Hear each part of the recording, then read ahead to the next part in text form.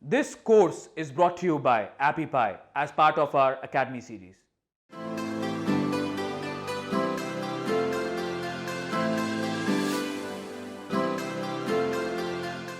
When it comes to building your MVP, it's really important to build things that don't scale.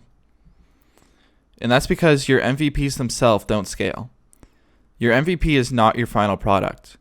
The only purpose of your MVP is to see if you can build a solution customers will pay for and to get their feedback. See what they liked about that solution and what they didn't like. And in almost all cases, your final product will look very different than your MVP.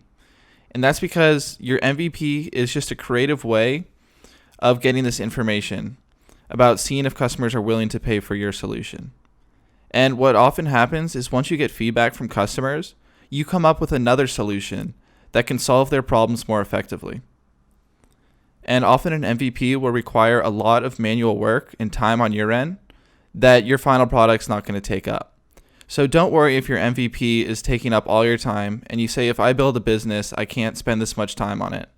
Because the truth is the MVP is a very short-term project, and it's only used to test these assumptions about our solution and the pain that our customers are having. So that being said, when you create an MVP, it's very important to be creative. And that's because there are a lot of ways to build an MVP. So a lot of people have told me that they have this great business idea, but they can't see any way they can make an MVP. They really need a lot of money and a team of programmers in order to make it happen.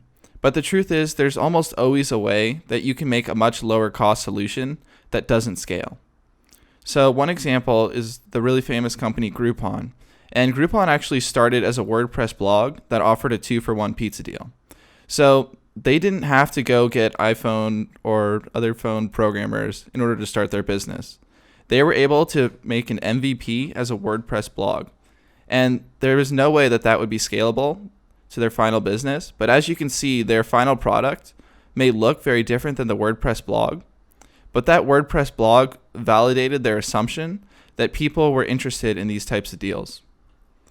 So when it comes to building an MVP, there truly is no right way to build it, and you can be very creative.